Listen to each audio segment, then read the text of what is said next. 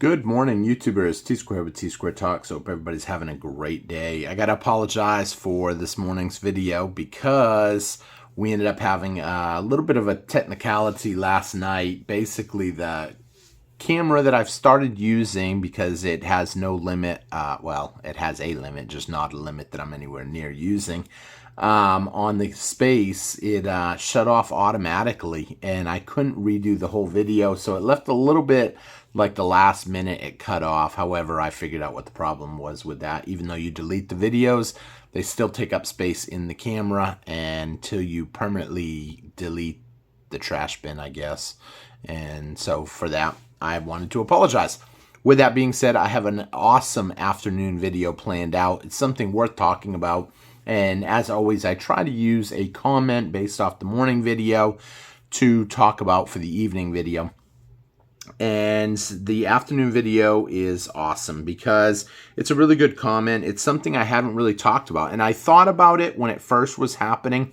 However, I didn't think it was worth panicking about. So it wasn't a big deal. It's not like it is a big deal. Let me reword that. It wasn't like something that was going to cause havoc on day one. I had seen all these videos talking about the petrodollar's going away. It's going to be the end of everything next week, 3 more days, and then the world's coming to an end and all this stuff. And I always, when I watch videos like that, you have to understand YouTubers make money off of views. We get money off of likes. We get money off memberships and all that. And it's not a lot of money, but it does add up. But if you can put a video out there that is going to have everybody talking about it and passing it around, it does make you some money. However, it also can ruin your credibility. Because if you try to strike panic in someone and nothing major happens then and there, all of a sudden they're like, man, I've heard this story time and time again. Silver's going to go to the moon, or the world's going to come to an end, or whatever. So I don't really like to do videos like that. So I'll tell you guys the story about how this played out, and then I'm also going to tell you the comment too right now. So the comment is from SS Johnny.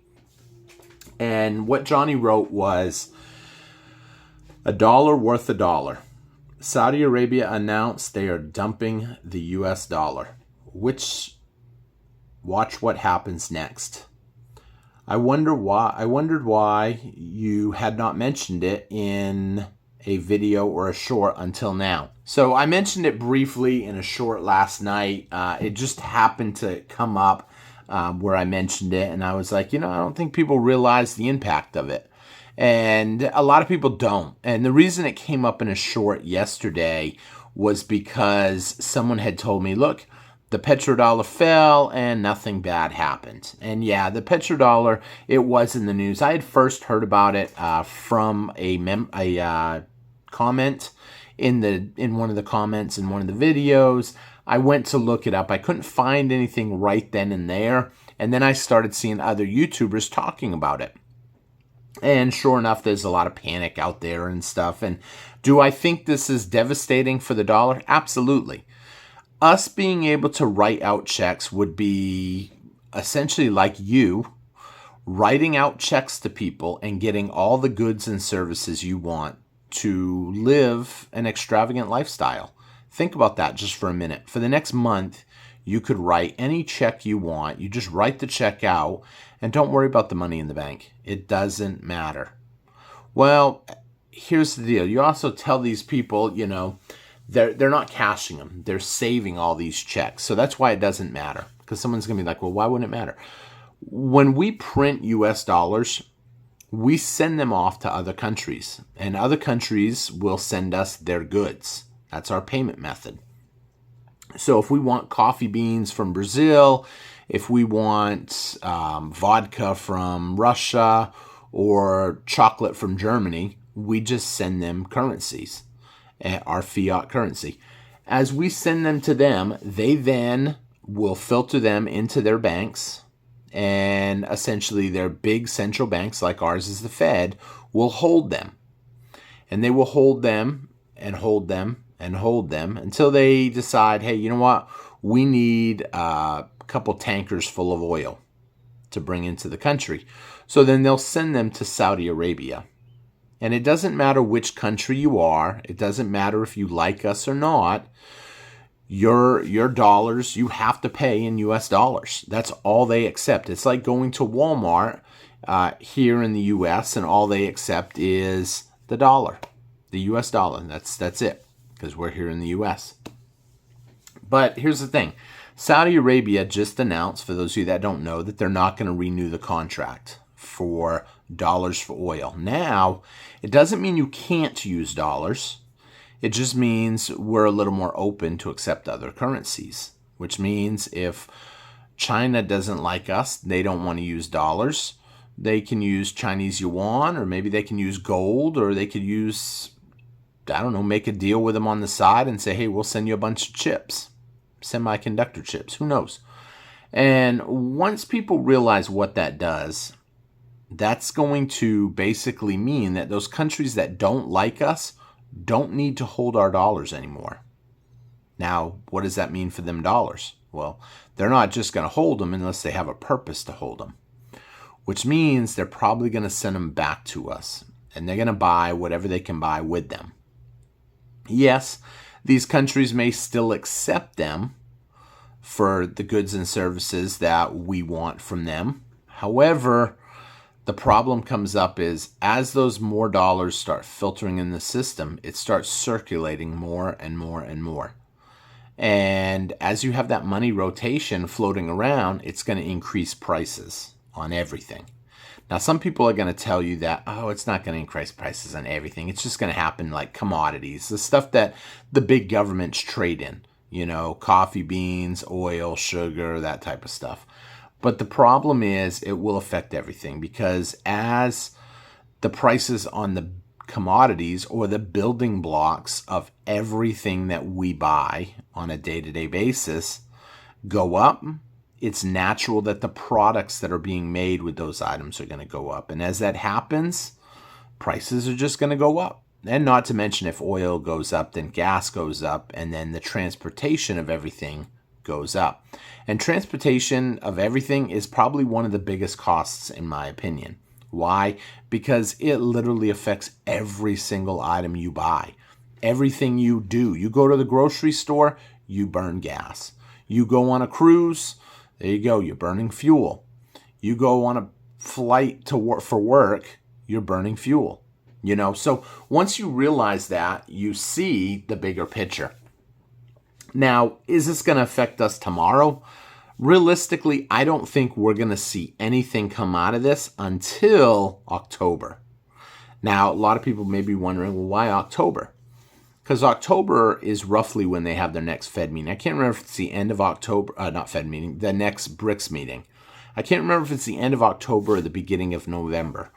But once they have their new method, once they have their next BRICS meeting, they're probably going to end up rolling out some sort of a new payment system, kind of like what we use here in the U.S. as the SWIFT. And we use that with the other countries to facilitate our payments. Kind of like when you go to the grocery store and you swipe a credit card, it's an instant link between you, the store, and the credit card company. So everybody gets what they want right then and there. The problem is right now the BRICS currencies, or the BRICS countries, don't have a full means of payment set up yet that we know of. They are working on it, and I think they will actually have it come October or November. Once they have that set up, they're going to roll that out. And then I would not be surprised if the tables get turned and Saudi Arabia says something along the lines of, we're no longer accepting any currency except for the BRICS currency. And what will that do? That will all of a sudden, the same privilege that the United States has had for, well, 50 years, technically more when you think about it, but we're just going to go with the 50 years of the Petro Dollar. What that's going to do is that's going to give the BRICS currencies, that's going to give them the privilege. Because now it's possibility that when the U.S. wants oil from Saudi Arabia, we could end up having to store the BRICS currency. And then we are going to be on the receiving end of getting taken advantage of. It's been a good run that the U.S. has been able to print money out of thin air and get whatever we want. But now it is going to someone else's turn. Now, does this make me happy? Well, here's the thing to think about. If it goes peacefully, it just kind of sucks if you're an American and you've been utilizing and taking advantage of other countries and their work and goods, and you've been getting what you want, living a good lifestyle. If it doesn't go peacefully, then it takes us to a whole WW. And I'm hesitant on how I say that because I don't want something getting popped up in the algorithm. But if we go there, it can get ugly. And usually whenever someone's power gets challenged, it usually goes the second way. It does not go peacefully. It would be great if we go peacefully and, is it a bummer? Yes. But it's not the end of the world. We will just have to start working harder for what we have.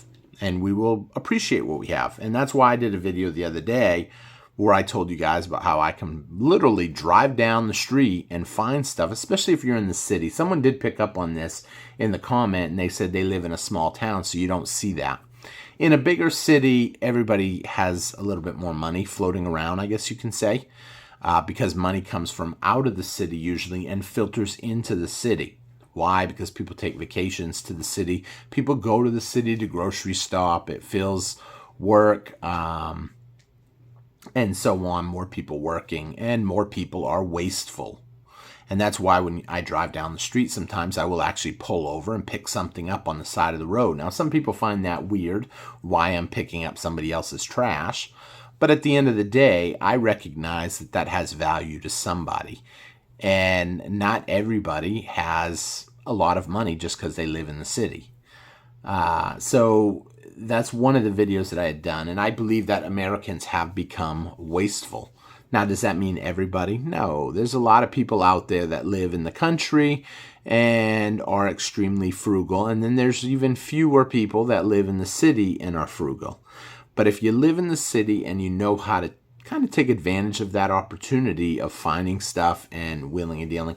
I got a friend that he owns a restaurant. They hauled out a whole trailer load to the dump of miscellaneous stuff, like maybe a coffee maker that had a busted something. I seen a smoker get hauled off one day and it just had the plug. It got frayed. Well, safety risks, you can't have that. And so people get rid of that type of stuff. I got a friend right now that he's dumping a full-size gas grill. Why? Because it's got a little rust on it and they're moving. And he's like, if you want it, just come and get it whenever. So, I mean, these are just some examples. And once you learn how to pick that stuff up, sell it off to someone or trade it off to someone for something you need, it saves you money. The more money you can save, whether it's something as simple as a buddy of yours owns a store and you give him a silver dime for a loaf of bread, anything that's going to save you a little bit of money. Now, someone might be like, well, that silver dime is worth $2.25. Well, you know what? If the loaf of bread is $2, and I'm using this as hypotheticals, if a loaf of bread is $2.50, you saved a quarter plus probably another quarter in taxes because you traded and didn't outright buy it. And the more you do that, the more you can accumulate more silver. Now, what does that mean? It means you get silver in and sometimes you trade silver out. But that's okay. Silver is meant, in my opinion, to be money. It is just that. It's money. It's not meant to be hoarded. You save your money, yes. But it's not like, oh, I want to just get everything. And once I get it, I don't ever want to let it go. No, I want more people to get involved in silver. The more people get involved in silver, essentially, you can't hold it all. You can't buy it all up. But the more people that get behind it, it builds a trend. Kind of like what's happening a little bit with Bitcoin. More people are getting behind Bitcoin because they're starting to believe in it. And they're promoting it more and more and more. And the more people use it, and that's why you had payment methods like PayPal and stuff start selling it, and you can hold your money in it and stuff, because they recognize that as if the people latch onto it, then it's going to go up in value just by people using it. Now, with silver, I want to see more people use silver as money. Ultimately, I would love it if stores would start accepting it. But there's so many people out there that have this belief that they just want to hold it and don't want to educate others, that it makes it a little bit harder to essentially push. So that's going to wrap up the video for today. I don't want people panicking about what's coming with the de-dollarization of Saudi Arabia stopping the petrodollar. However, it is something that's coming. And if you're not prepared for it, they're not going to tell you it in mainstream news. You need to be prepared for it. You need to prepare for what's coming. And the way you can do that is buying precious metals, buying other assets. You're diversifying your dollars. If you wait until the absolute last minute, it is my personal opinion. Nothing I say on here is financial advice, but it is my personal opinion that it will get harder and harder to diversify when it's coming down. It's like when it starts to rain. If there's only one umbrella in the group of 10 of you, it's going to be hard to get an umbrella at that point. But if you are already, I won't say de-dollarized, but if you've already diversified your dollars into maybe a stack of dollars, a stack of silver, a little bit of gold, maybe a little bit of crypto, whatever, you stand a better chance of making it through what's coming. This is not meant to scare you. I have to stress that as much as I can, but it is made to educate you and to make you think about what could come down the road when this happens. And if you disagree with anything I've said, please leave me a comment below and let me know your thoughts. And it was a great comment that got left, and I think it was worth talking about. So with that being said, I thank you all for watching. I hope you enjoyed the video, and I will see you guys again tomorrow. Please remember, we are doing a morning video and an afternoon video every day right now. We're also doing shorts in the evening. So those are like 15 seconds to 1 minute videos that really, they're like the ultimate cliff notes in what's really going on. That way you can be prepared. If you watch any of these videos, please be sure to hit the thumbs up button, because that's what helps YouTube share it. It says that, okay, people like this video, let's share it to other people, and that's kind of how the YouTube channel grows. So thank you all for watching. Hope you all have a great Father's Day, a great rest of your weekend, and I will see you guys again tomorrow. Take care, everybody. Have a great one. Bye-bye.